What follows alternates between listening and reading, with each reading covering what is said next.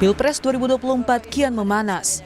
Bakal capres dari Koalisi Perubahan Anies Baswedan akhirnya menjatuhkan pilihan pendampingnya pada Ketua Umum PKB Muhaimin Iskandar atau Caimin. Usai deklarasi, Anies Caimin mengungkap bahwa akan mengejar elektabilitas di kontestasi 2024. Pasalnya, dari sejumlah survei di bawah kepemimpinan Muhaimin, PKB mampu mengantongi elektabilitas tinggi bersaing dengan Partai Golkar dan Nasdem. Selain itu, PKB juga dekat dengan pemilih dari kalangan Nahdlatul Ulama atau NU yang mayoritas tersebar di Jawa Timur di wilayah yang belum dikuasai Anies. Berusaha meyakinkan teman-teman dari partai lain, tetapi bukan bergantung partai lain, bergantung teman-teman kita sendiri untuk meyakinkan masyarakat dan rakyat. Sehingga kalau elektabilitas kita berdua ini naik, kemudian terjadi proses sosialisasi gagasan yang efektif, saya yakin teman-teman partai-partai akan tertarik. Pertama kali ya di kita di periode ini. Jadi perlu waktu, tapi pengalaman kami di Pilkada Jakarta, kami belum pernah nomor 2 atau nomor 1 di survei, tapi ternyata kenyataannya berbeda dengan yang disurvei. Sementara Ketua Umum PBNU menegaskan organisasinya tak ikut campur dalam politik praktis mendukung bakal capres dan cawapres. Karena itu PBNU memastikan tak ada satupun bakal capres dan cawapres yang boleh mengatasnamakan NU. Bisa tegaskan sekali lagi di sini bahwa tidak ada calon atas nama NU. Saya ulangi ya, tidak ada calon atas nama NU. Masih perlu diulangi lagi dah ini. Jadi kalau ada calon itu ya atas nama kredibilitasnya sendiri, kapasitasnya sendiri, track recordnya sendiri dan seterusnya. Tidak ada atas nama NU. Kalau ada klaim bahwa kiai-kiai PBNU merestui, itu sama sekali tidak benar karena tidak pernah ada pembicaraan di dalam PBNU mengenai calon. Sama sekali, selama ini sama sekali tidak pernah ada pembicaraan di PBNU tentang calon-calon presiden. Meskipun ditinggal PKB, bakal capres Koalisi Indonesia Maju Prabowo Subianto menegaskan tidak ada lara dalam demokrasi. Hal ini disampaikan Prabowo usai Partai Gelora resmi mendeklarasikan dukungannya kepada dirinya. Prabowo juga menambahkan, dalam demokrasi ada pertemuan dan perpisahan. Pelipur lara. Demokrasi itu tidak ada lara-laraan.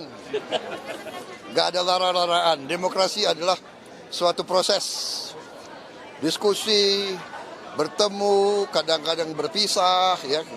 Santai aja, kita berbuat yang baik untuk rakyat. Rakyat yang menilai. Rakyat menilai setiap perbuatan, setiap ucapan, dan rakyat tidak bodoh. Rakyat tidak bisa dibohongi.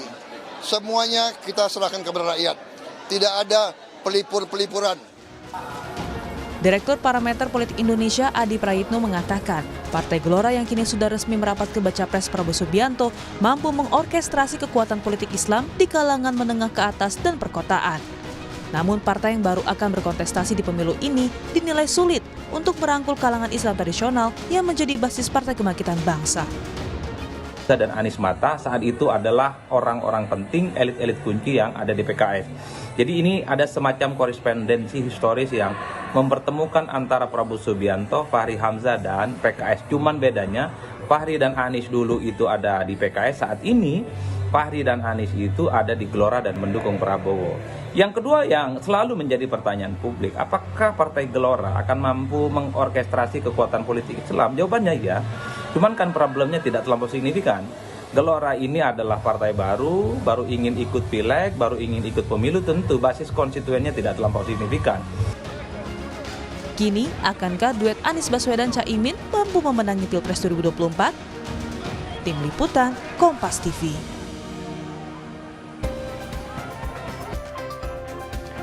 Deklarasi Anies Baswedan dan Muhaimin Iskandar atau Caimin sebagai bakal calon presiden dan bakal calon wakil presiden menuai sorotan. Dalam koalisi ada yang ditinggalkan, ada juga yang bertahan. Lalu apakah duet Anies Caimin mampu mendongkrak elektabilitas keduanya? Dan bagaimana elektoral Anies Baswedan setelah memutuskan untuk meminang Caimin? Apakah ini strategi Anies untuk mendapatkan suara Nahdlatul Ulama atau Nahdiyin, basis Jawa Timur? Dan bagaimana Gerindra usai ditinggal Partai Kebangkitan Bangsa atau PKB? Apa strateginya? untuk meraih suara kalangan Islam terutama di Jawa Timur. Kita akan membahasnya pagi hari ini dalam dialog Sapa Indonesia Pagi bersama sejumlah narasumber, yakni Wakil Sekjen PKB Saiful Huda, anggota Dewan Pembina Partai Gerindra Andre Rosiade, dan peneliti komunikasi politik Universitas Airlangga Surabaya, Jawa Timur, Suko Widodo. Selamat pagi Bapak-bapak. Pagi. Baik. Pagi. Ya. Pagi Pak Hudas, pagi Radi, pagi Pak Suko Widodo. Ya. Saya ke Partai Kebangkitan Bangsa dulu, ke Mas Saiful yang katanya menyelingkuhi Gerindra. Nah, kenapa nih akhirnya melabuhkan pilihannya ke Anies Baswedan? Bagaimana dengan koalisi yang sudah dibentuk sebelumnya, Mas Huda? Ya, yang pertama untuk Mas Andre, kita ketemu di momentum yang berbeda. Untuk kali ini kita belum berjodoh karena sudah 1 tahun lebih konstituen PKB meminta kejelasan, tapi kita bisa memahami Pak Prabowo belum memutuskan juga. Inilah dinamika politik sebagaimana disampaikan oleh Gus Imin dan Pak Prabowo sendiri. Demokrasi tidak ada dendam, di demokrasi ada pertemuan dan ada perpisahan. Tapi kita bisa memahami suasana yang semacam ini.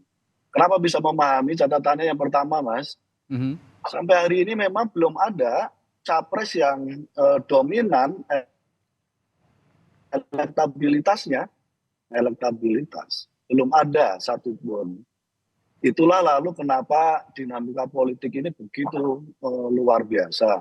Kenapa pula Pak Prabowo juga belum, walaupun sudah koalisi dengan kami 1 tahun lebih, juga belum memutuskan. Nah, dalam suasana begitu, semua capres, baik Mas Anies, Pak Prabowo, dan Mas Ganjar, sama-sama berpeluang, karena belum ada satupun yang dominan. Itu poin yang ingin saya sampaikan pada kesempatan yang baik ini. Oke, jadi begini Mas Saiful, dalam hubungan percintaan lah boleh dikatakan begitu. Kalau misalnya sudah disukai seseorang begitu, tapi tidak ada respon, namanya cinta bertepuk sebelah tangan begitu katanya. Apakah ini karena cinta bertepuk sebelah tangan, Caimin jadi cari pelarian gitu? Ya ibarat orang pacaran. Ada yang pacaran lama setahun 20 hari, nggak jodoh-jodoh juga gitu. Tapi tiba-tiba ada yang hanya dalam itu sekejap, sebentar gitu, lalu Allah mentakdirkan itu. Jadi ada proses yang panjang yang kadang kita tidak tahu berujung di mana, tapi ada proses yang pendek, tapi memang akhirnya sudah berbuah untuk bisa berjodoh. Okay. Jadi sekali lagi, ya inilah khas politik Indonesia. Ya, lalu kalau memang Gus Muhaimin sekarang memilih Anies Baswedan di Pilpres nanti dan menjadi pasangan Anies Baswedan, pasti ada hitung-hitungan politiknya begitu, Mas Huda. Nah, kira-kira tadi juga dari Ketua Umum PBNU, Gus Yahya Stakuf, mengatakan tidak ada klaim dari kiai manapun di PBNU yang mendukung salah satu calon presiden. Nah, ini sedangkan dari PKB ataupun dari beberapa rekan koalisi ada restu dari PBNU, ada restu dari Kiai Nahdlatul Ulama untuk mengusung Caimin di Pilpres nanti. Nah, hitung-hitungannya sebenarnya seperti apa dan bagaimana Anda merespons dari pernyataan Gus Yahya tadi? Ya, kita hormati, kita taati instruksi Gus Yahya terkait dengan sikap PBNU. Memang dari dulu begitu. Secara organisasi memang PBNU tidak boleh terlibat politik, terlebih-lebih PBNU. Sikap itu pula yang diambil oleh Kiai Said, oleh Pak Hasyim Muzadi sebelumnya, semua periodisasi Ketua Umum PBNU setiap kali menghadapi Pilpres,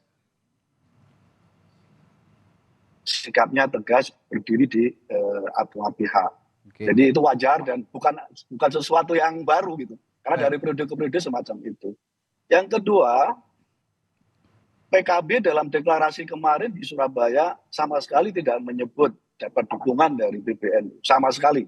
Okay. Karena kami juga tahu Kami tahu fatsun itu, kami tahu koridor itu. Tapi bahwa banyak kiai, pesantren, pondok pesantren, masyayikh, gus-gus gitu, sepenuhnya membackup Gus Imin itu iya gitu. Dan itu wajar. Karena Gus Imin adalah cucu dari pendiri NU. Ya.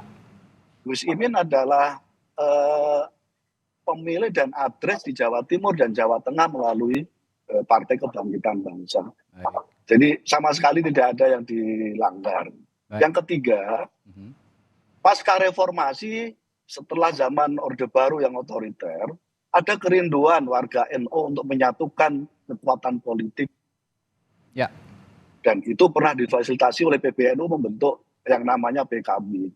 Dan pasca reformasi, pasca Gus Dur jadi presiden, kami merasa harus ada representasi dari tokoh NU untuk menyatukan kekuatan politik Nahdliyin. Dan akan kami coba dengan pasangan Mas Anies dan Gus Imin tahun 2024.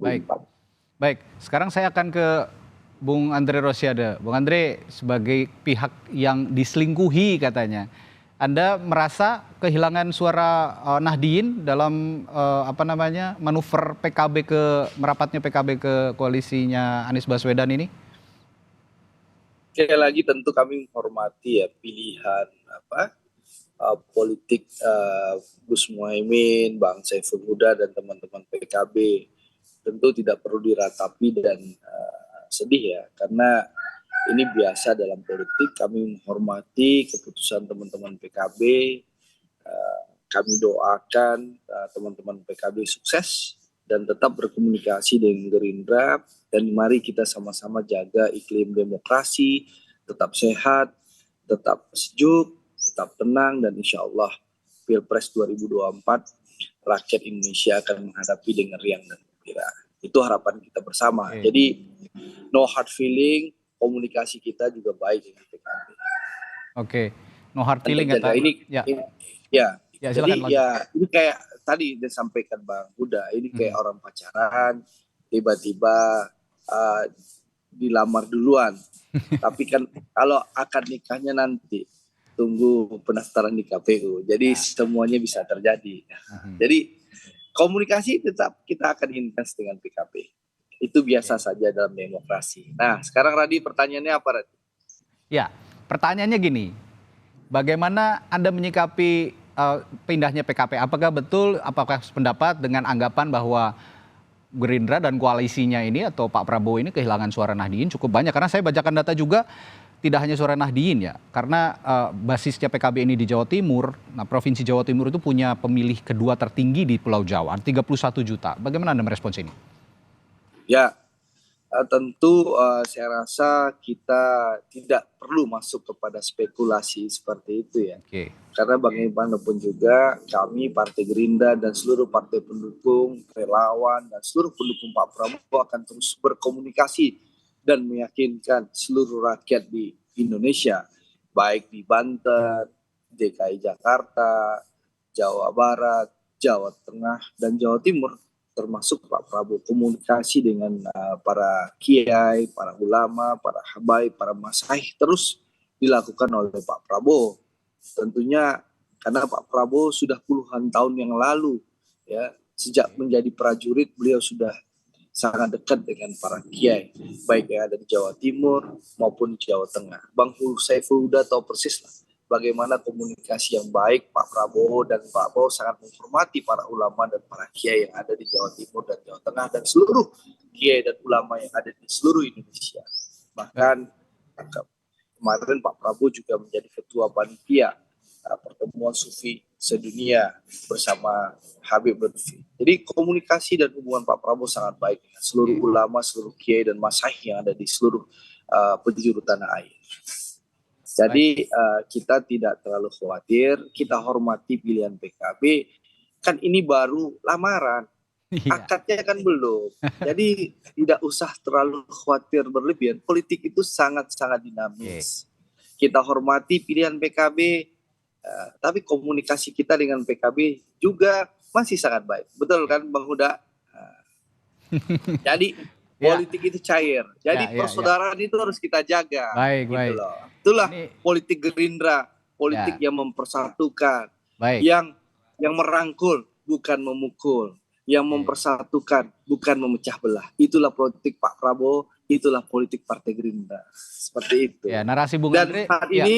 saat ini alhamdulillah meskipun PKB sementara saya kasih catatannya, Sementara ya. ke sebelah, kita dalam hari Minggu lalu kita menerima dukungan Partai Garuda dan Partai Gelora. Alhamdulillah, insya Allah setelah ini komunikasi kita semakin intens dengan teman-teman Demokrat, dengan teman-teman PSI. Insya Allah mudah-mudahan Demokrat dan PSI bisa bergabung dengan Koalisi Indonesia Maju. Harapannya seperti itu. Setelah itu kita nantikan kembalinya PKB, insya Allah bersama Koalisi Indonesia Maju. Nah, yang menarik tadi juga Anda menyebutkan ada Partai Gelora dan juga Partai Garuda. Nah, kita ketahui Partai Gelora ini juga berbasis Islam gitu. Selain itu ada PBB juga di koalisi Anda ya, Bung Andre. Ini basisnya juga Islam. Dan yang di parlemen, partai parlemen ada Partai Amanat Nasional. Basisnya juga ya relatif basis Islam gitu. Nah, apakah 3 partai ini, PAN, PBB, lalu Partai Gelora, bisa menggantikan suara basis Islamnya dari PKB atau tidak kalau hitung-hitungan politiknya menurut Anda, Bung Andre? Ya, yang jelas kami akan merangkul seluruh kekuatan. Tadi saya sudah sampaikan bahwasannya politiknya Gerindra adalah politik yang merangkul, bukan memukul.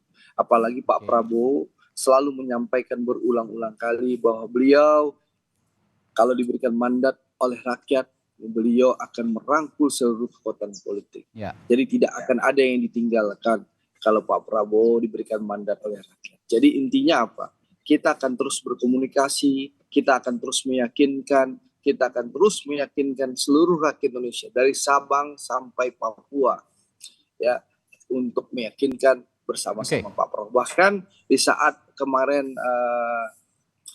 Bang Huda sibuk deklarasi, Pak Prabowo itu siangnya sudah berangkat ke NTT, bertemu puluhan ribu warga perbatasan di Atambua. Ya, bagaimana memastikan warga-warga ex-tim-tim mendapat kehidupan layak di Indonesia. Pak Prabowo sampai ke perbatasan Indonesia dan Timur Timur. Itu yang dilakukan oleh Pak Prabowo kemarin. Dan alhamdulillah puluhan ribu, ratusan ribu masyarakat memberikan dukungan Pak Prabowo di Atambua kemarin. Alhamdulillah. Jadi intinya apa? Terus optimis, terus berkonsolidasi dan terus berkomunikasi. Ya. Jangan sampai perbedaan pilihan sementara kita putus silaturahim. Insya Allah silaturahim kami dengan PKB akan tetap terus terjaga. Insya Allah. Poin komunikasi akan saya garis bawahi karena kita akan tanyakan juga ke Pak Suko. Ini soal komunikasi politik yang salah dari PKB dan Gerindra hingga akhirnya berpisah atau seperti apa menurut kacamata Anda, Pak Suko? Ini bukan salah dan benar, tapi saya kira memang begitulah dinamika seperti kata Mas Andri. Komunikasi itu proses, jadi tidak berhenti satu titik, terus berjalan. Tapi kalau saya lihat di Jawa Timur memang reasoning utamanya adalah ketika yang saya dengar adalah asumsi bahwa Pak Anies agak tidak banyak mendapatkan angka di Jawa Timur dan karena itu diungkapi oleh Pak Caimin. Ya. Yang menjadi catatan bahwa ya baik ketua di Jawa Timur saya Pak Sadat, Pak Sarmuji, kemudian BKB-nya Pak Halim itu sama-sama NU juga gitu loh. Ya sebetulnya ini seperti sebuah keluarga besar. Saya kira di Jawa Timur juga hal biasa ya dalam tarik menarik semacam itu. Tetapi keputusan memang mengagetkan ya, tidak pernah diduga ketika kami diskusi di kampus pun juga tidak menduga siasat apa ya, pikiran-pikiran menuju ke situ. Saya kira ini yang penting bahwa keputusan itu jangan buat baper itu aja lah. Jadi hal biasa saya kira begitulah ke depan. Baik. Pak Suko sebagai peneliti komunikasi politik di Jawa Timur khususnya karena Anda dari Universitas Airlangga di Surabaya, Jawa Timur. Tadi ada pernyataan dari Ketua Umum PBNU Gus Yahya Holil-Stakuf bahwa PBNU tidak sama sekali punya pilihan tertentu terhadap calon presiden. Jadi tidak akan ada pernyataan dari PBNU secara resmi kami mendukung si A dan si B. Tapi kita lihat di data pemilu 2019 PKB punya suara yang terbesar di Jawa Timur, ada 4,2 juta suara. Nah, dari pernyataan Gus Yahya dan dari fakta bahwa PKB punya suara terbesar di Jawa Timur, Apa yang tersirat dari pernyataan tadi, Pak Suko? Ya, saya kira ini kan mengingatkan ulang bahwa dari dulu kan NU memang kembali ke kiprah. Jadi tidak boleh duplikasi misalnya kepengurusan NU dengan PKB secara seperti itu. Nah, ini sekedar mengingatkan agar mungkin PKB tidak mengklaim bahwa seperti yang diingatkan bahwa tidak ada klaiman terhadap partai yang didukung oleh NU, meskipun prakteknya di lapangan tentu saja ini tarik menarik itu antar pihak itu tetap ada ya dalam praktik ya, tapi setiap klaim yang dimunculkan selalu pada kalimat-kalimat seperti itu. Ya, artinya dari pernyataan Gus Yahya tadi belum ada jaminan 100% bahwa warga Nahdien ini sepenuhnya akan mendukung Anies Baswedan dan Muhaimin Iskandar, begitu Pak Suko? Dari dulu kita lihat misalnya P3 ketuanya Bu Cinta, beliau juga dari keluarga pendiri NU itu pun juga ada dari P3 misalnya. Artinya apa? Artinya memang NU untuk semua pihak, tidak ada klaim-klaim seperti dalam praktek juga. Tetapi memang kelompok-kelompok itu pasti selalu ada lah. Kelompok-kelompok itu seperti suara-suara individu Nahdien itu akan tetap ada begitu ya Pak Suko ya? Selalu ada seperti itu. Nah, ini juga menarik, berarti ya belum 100% lah begitu ya. Nahdien ini akan mendukung secara otomatis Muhaimin Iskandar dan juga bakal calon presidennya Anies Baswedan di pemilu. Tetapi yang perlu dicatat bahwa memang PKB menjadi pemenang nomor 2 sekitar 4.200.000. Kalau hitung-hitungan sebetulnya ketiganya akan sama. Pada awalnya Gerindra pun kalau digabung dengan Golkar dengan PAN itu hampir 6 juta berapa. Tapi posisi PKB kalau dengan PKS dan satu lagi PKB plus Nasdem itu sekitar 7 juta berapa. Jadi angkanya itu agak perolehan dari kalau kita musim 2019 itu relatif hampir sama, seimbang lah kira-kira. Oke. Nah, saya juga akan menanyakan pertanyaan yang sama tadi, saya juga sempat menanyakan ke Bung Andre. Ada Partai Gelora, ada Partai Bulan Bintang dan juga partai parlemennya di koalisi Prabowo Subianto, ada Partai Amanat Nasional. Apakah 3 partai ini yang relatif punya basis Islam bisa menggantikan posisi PKB di koalisi mereka, Pak Suko? Saya kira karena kan belum teruji juga ya. Misalnya Gelora juga belum dapat. Setidaknya ada Partai Amanat Nasional di parlemen begitu Pak Suko. Ya. PAN cukup kuat juga. Artinya gini loh, beberapa partai misalnya kayak PAN, kayak PKS itu meskipun relatif dia di urutan ke-5 atau 6, tetapi mereka unggul itu istilahnya kuat ya, solid itu, soliditas itu. Saya kira itu kekuatan yang luar biasa di tengah-tengah floating mess seperti ini. Mereka bisa menjadi influencer bagi sekitarnya istilahnya. Baik, setelah jeda nanti saudara, saya akan bertanya kembali ke PKB, ke Mas Saiful Huda. Ini komunikasi politiknya yang dibangun sebelum keduanya mendeklarasikan diri ini seperti apa? Behind the scene-nya bagaimana gitu? Banyak publik yang belum tahu, tiba-tiba Gus Muhaimin Iskandar merapat ke Anies Baswedan dalam hitungan minggu boleh dikatakan. Karena sebelum-sebelumnya gak tampak di permukaan begitu. Pasangan ini akan mendeklarasikan diri sebagai bakal calon presiden dan calon wakil presiden. Nanti akan saya tanyakan ke Bung Saiful Huda setelah jeda. Tetaplah bersama kami di Sapa Indonesia Pagi. Iya, tadi sebelum jeda saya sempat menanyakan ke Bung Saiful Huda soal behind the scene, bagaimana Gus Muhaimin ini bisa akhirnya merapat ke koalisinya Anies Baswedan dengan Partai Nasdem dan juga Partai Keadilan Sejahtera. Bagaimana behind the scene-nya dalam hitungan minggu mereka bisa langsung bersama dan akhirnya mendeklarasikan diri. Apa yang terjadi, Mas Huda? Ya, sebenarnya tepatnya ada 1 hari, tepatnya tanggal 28 Agustus, ada 2 peristiwa yang saling bertolak belakang memang. Oke. Peristiwa yang pertama adalah PKB melaksanakan Rakornas yang dihadiri oleh semua ketua DPW dan Zoom ketua DPC seluruh Indonesia. Itu terjadi pada siang hari. Waktu itu Gus Imin menyampaikan dalam sambutannya, dalam pidato politiknya, Rakornas kali ini kita tidak akan mengevaluasi menyangkut soal Pilpres. Karena di dalam Pilpres kita tetap solid dengan koalisi KKIR bersama Gerindra. Ini pilihan yang sudah kita tetapkan.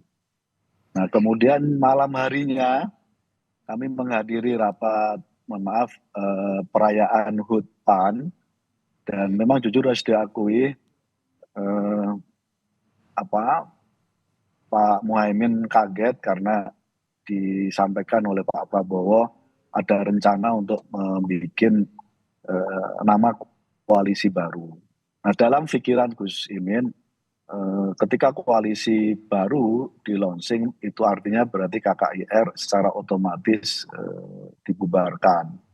Nah, itu ada peristiwa yang begitu. Jadi siang harinya begitu, malam harinya semacam itu. Itu yang pertama. Yang kedua, secara suasana politik, saya kira Mas Andri tahu persis suasananya seperti apa dan saya kira tidak perlu didiskusikan pada kesempatan ini. Tapi prinsipnya kita saling menghargai. Pak Prabowo berkesempatan ingin secepatnya melaunching koalisi baru, kita hargai karena mungkin Pak Prabowo punya hitungan politik yang sudah dihitung oleh beliau dengan koalisi Indonesia Maju itu. Nah, dalam suasana itu memang di dalam internal PKB bergolak karena Gus Imin harus mempertanggungjawabkan pilihan ketika bergabung dengan Gerindra, terus kemudian saat yang sama harus menerima koalisi Indonesia Maju yang baru saja waktu itu hari Senin di-launching oleh Pak Prabowo. Nah, dalam situasi yang semacam itulah semua ketua DPW, para kiai meminta pertanggungjawaban. Yang waktu itu kami memutuskan untuk istilah santrinya itu maukuf. Maukuf itu berdiam, tetap di posisi yang sama, gitu. Nah, dalam proses itulah lalu kemudian ada dinamika yang berkembang sampai hari ini. Baik, Mas Huda, ada fakta seperti saya contohkan di survei Litbang Kompas yang paling baru kemarin. Ini ada beberapa tokoh bakal calon wakil presiden yang Litbang Kompas survei. Itu nama Gus Muhaimin tidak muncul ke permukaan setidaknya di 5 besar begitu. Dan elektabilitasnya sepertinya masih sangat kecil untuk diusung menjadi bakal calon wakil presiden. Nah, adakah komunikasi antara Gus Muhaimin dan Anies Baswedan? Mengapa memilih Gus Imin? Pasti ada risiko yang ingin ditanggung karena memang Gus Imin faktanya belum terlalu tinggi elektabilitasnya. Bagaimana Anda merespons hal ini? Ya, Pilpres kan tidak hanya satu-satunya ukuran elektabilitas. Itu kan hanya satu dari bagian-bagian lain untuk melihat dan memotret Pilpres. Saya kira Mas Suko lebih paham untuk menjelaskan soal itu. Nah, dalam suasana begitu, kami merasa masih banyak faktor yang akan menjadi momentum untuk bisa dikonsolidasikan untuk memenangkan Pilpres. Seperti salah satunya yang saya sampaikan tadi, sampai hari ini belum ada satupun capres yang dominan 51% elektabilitasnya. Bahkan cenderung stuck, tidak naik-naik. Dan lebih-lebih belum ada yang melampaui 40%. Itu artinya masyarakat Indonesia masih terus melihat-lihat apa yang akan sedang terjadi dalam Pilpres 2024. Yang kedua, Mas, kalau kita lihat lebih detail lagi, segi hasil survei, masih ada 47% sebenarnya yang swing voters. 13% belum menentukan sikap, undecided voters. Selebihnya, misalnya ada yang sudah memilih Mas Ganjar, memilih Pak Prabowo. Ketika ditanya ulang apakah pilihannya sudah tetap, fix, jawabannya belum. Totally itu 47% lebih. Ditambah dengan undecided voters itu. Artinya masyarakat belum menjatuhkan pilihan final. Itu artinya masyarakat masih menunggu apa saja yang akan dilakukan oleh pasangan capres ini. Dan kami mengambil pilihan untuk secepatnya mendeklarasikan dan kami akan secepatnya menawarkan berbagai agenda-agenda perjuangan yang semoga bisa diterima secara baik oleh masyarakat Indonesia. Baik, mengambil suara-suara swing voters atau pemilih yang masih mengambang itu juga tidak mudah dan upaya-upaya konkret harus segera dilakukan. Nah, saya juga akan menanyakan sebelum nanti saya ke Bung Andre, saya akan ke Pak Suko dulu karena tadi Mas Sudam mengatakan Pak Suko lebih paham soal pertanyaan saya terkait mengapa Anies Baswedan begitu berani mengambil keputusan untuk berdampingan dengan Gus Muhaimin Iskandar dalam Pilpres nanti. Apa hitung-hitungan politiknya? Kacamata Anda, Pak Suko, mengapa begitu berani Anies Baswedan ini mengambil keputusan untuk berdampingan dengan Gus Muhaimin Iskandar? Ya, publik atau para ahli melihat bahwa Jawa Timur memang battle ya, tempat pertempuran lapangan yang luar biasa. Nah, angka Pak Anies itu kan tidak terlalu bagus di Jawa Timur. Nah, sadar betul bahwa PKB ini kan punya infrastruktur politik yang luar biasa ya, bahkan sampai pada posisi desa. Nah, sebetulnya dugaan saya mengapa mengambil itu karena mesin politiknya ini, dan kita tahu bahwa PKB di dalam terakhir itu Caimin sangat intensif dan pergerakannya sampai bukan lagi kecamatan sampai desa. Nah, itu yang kayaknya mau diambil oleh Pak Anies sehingga bisa meningkatkan posisi Pak Anies di Jawa Timur. Jadi infrastruktur PKB yang sampai bawah itulah yang saya kira diyakini sebagai modal untuk meningkatkan elektabilitas. Oke, bolehlah dikatakan infrastruktur PKB ini kuat hingga sampai ke desa-desa begitu ya Pak Suko. Tapi kenapa ini tidak berbanding lurus dengan elektabilitasnya Muhaimin Iskandar? Di beberapa hasil survei elektabilitasnya masih rendah, bahkan tidak masuk 5 besar begitu. Bagaimana Pak Suko? Ya, memang betul dinamika ya. Ini yang tadi disebut Mas Suda adalah proses ya. Setidaknya menggunakan efek kejut yang kemudian bisa menggerakkannya di dalam konteks komunikasi politik. Biasanya ada magnet-magnet yang kemudian dimunculkan dalam titik tertentu. Nah, waktu yang tinggal 150 berapa hari ini yang kemudian digunakan benar-benar untuk menggerakkan. Jadi ini pun juga menurut saya adalah trial and error juga ya melakukan itu, karena juga menunggunya lama.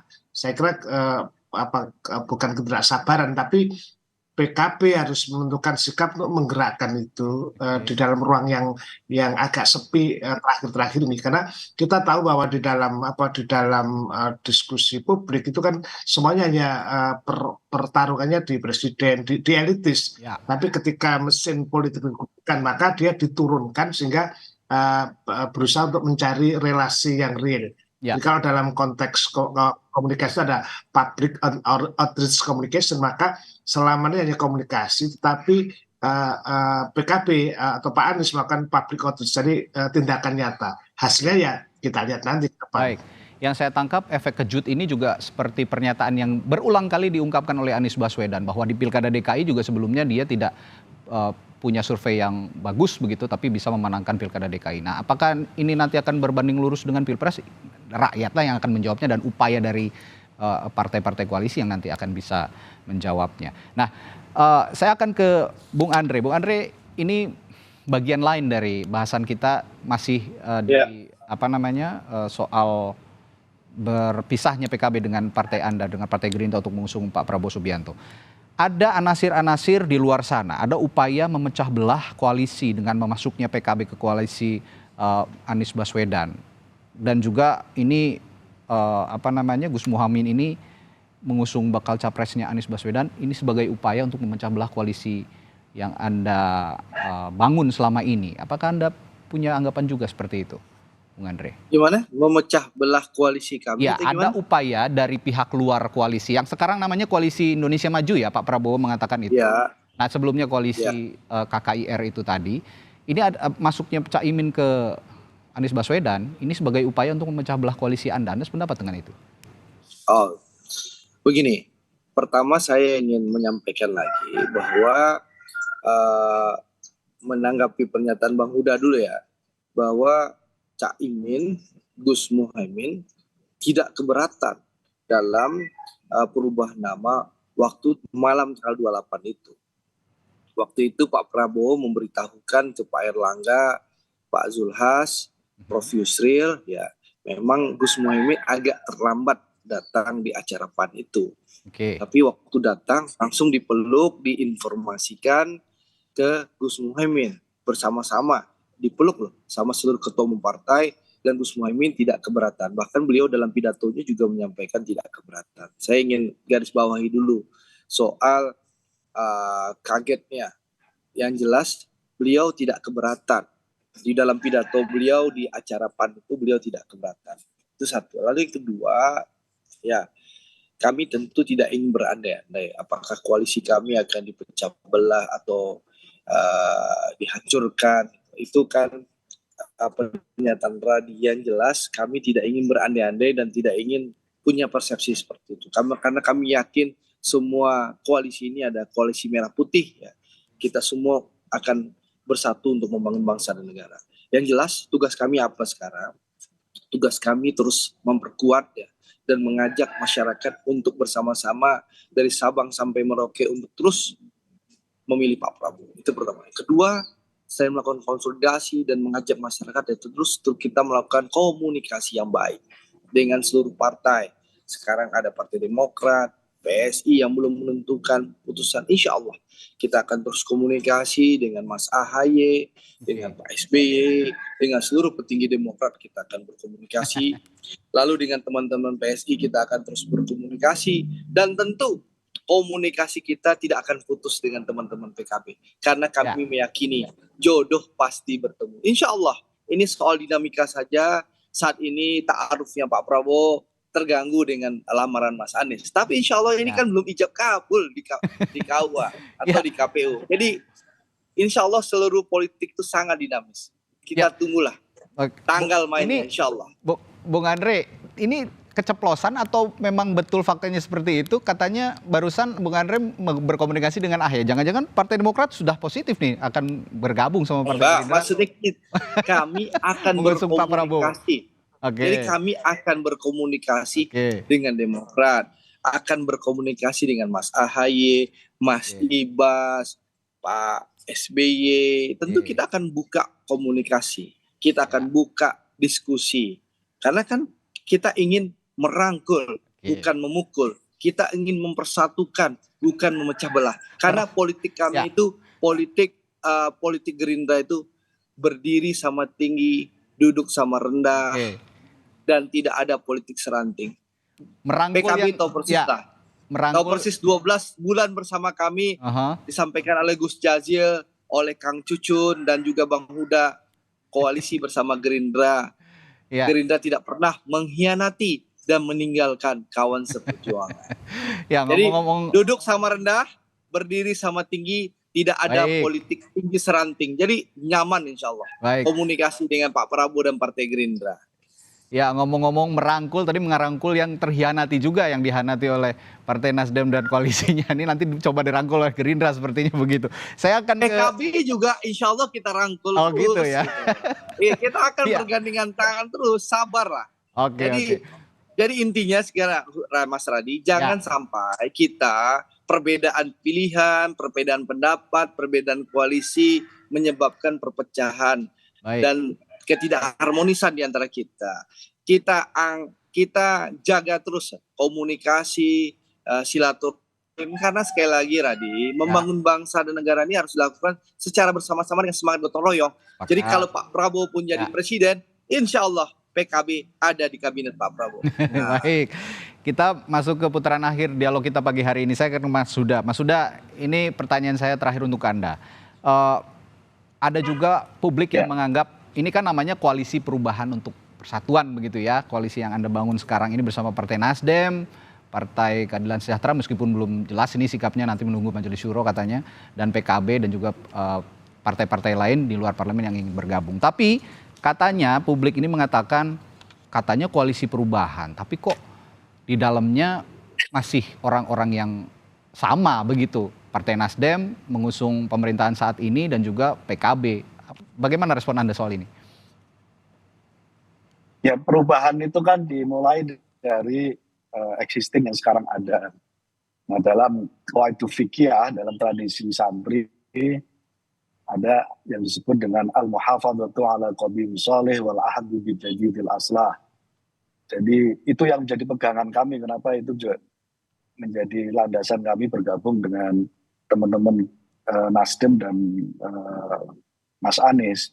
Mempertahankan yang lama, yang baik, dan mengambil yang baru yang lebih baik. Jadi yang lama tidak dirusak. Itu menyalahi qaidu fikih, menyalahi sunatullah itu.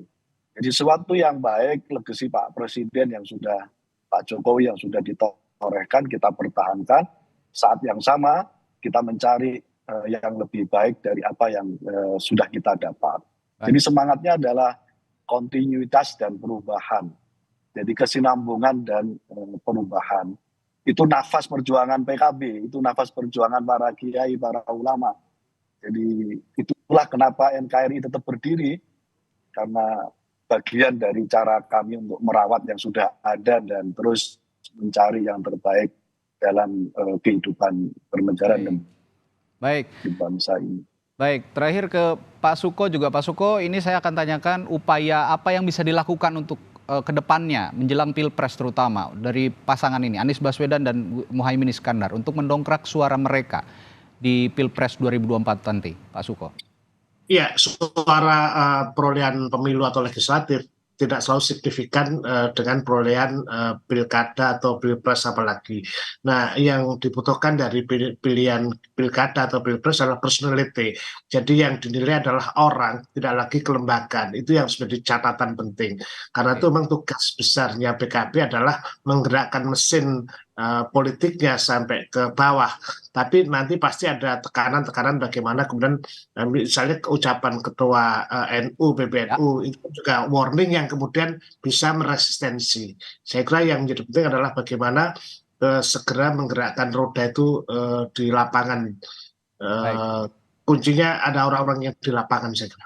Dan tadi disinggung juga oleh Mas Huda, ada beberapa pemilih mengambang yang bisa diraup begitu suaranya, potensinya cukup besar, tapi tergantung upaya-upaya partai-partai ini untuk meyakinkan para pemilih mengambang ini memilih mereka. Nah, tapi boleh nggak terakhir? Ya, silakan Bung Andre, singkat. Kami percaya PKB adalah bagian tim dari pemerintahan Pak Jokowi. Ya, karena kita yakin PKB akan memperjuangkan keberlanjutan. Tapi mohon maaf dengan segala hormat, Mas Anies itu sudah posisikan dirinya sebagai antitesisnya Pak Jokowi. Tentu rakyat tidak akan lupa itu yang saya maksud bahwa tadi. Yang bicara keberlanjutan itu ya Pak Prabowo dan Mas Ganjar. Mas Anies selama 10 bulan ini sejak bulan Oktober ya sudah tegas-tegas mengkritisi apapun yang dilakukan oleh Pak Jokowi. Bahkan mohon maaf dengan segala hormat, di saat seluruh dunia bahkan WHO memuji kita sebagai salah satu negara terbaik menghadapi pandemi COVID-19. Mas Anies di luar negeri malah, mohon maaf, menjelek-jelekkan kinerja pemerintah menghadapi pandemi COVID-19. Di saat Pak Prabowo jelas akan mendukung dan melanjutkan permasalahan IKN, Mas Anies malah berputar-putar menjawab, bahkan mempertanyakan apakah IKN itu perlu atau tidak. Jadi masyarakat tentu jelas bahwa Pak Prabowo merupakan figur yang bisa melanjutkan pemerintahan Pak Jokowi. Mas Anies adalah antitesis Pak Jokowi. Jadi kita bicara fakta rekam jejak selama ini. Baik. Ada yang cintanya bersemi antara Anies dan Gus Imin. Ada juga yang merasa terhianati. Tapi yang penting Bapak-bapak, siapapun calon pemimpinnya jangan sampai yang dihianati itu rakyat sebagai pemilih tertinggi, sebagai pemegang pemilih tertinggi ini. Nah, itu kita akan jaga bersama. Kita bisa pahami, Mas. Baik, terima kasih. Bisa pahami Andre begitu. Baik, terima kasih. Terima kasih Pak Huda. Dari Bangsa, Andre Rosiade dari Partai Gerindra dan Pak Suko Widodo. Terima kasih Radi. Terima kasih peneliti komunikasi politik dari Universitas Airlangga Surabaya. Terima kasih Bapak-bapak, selamat pagi, sehat selalu.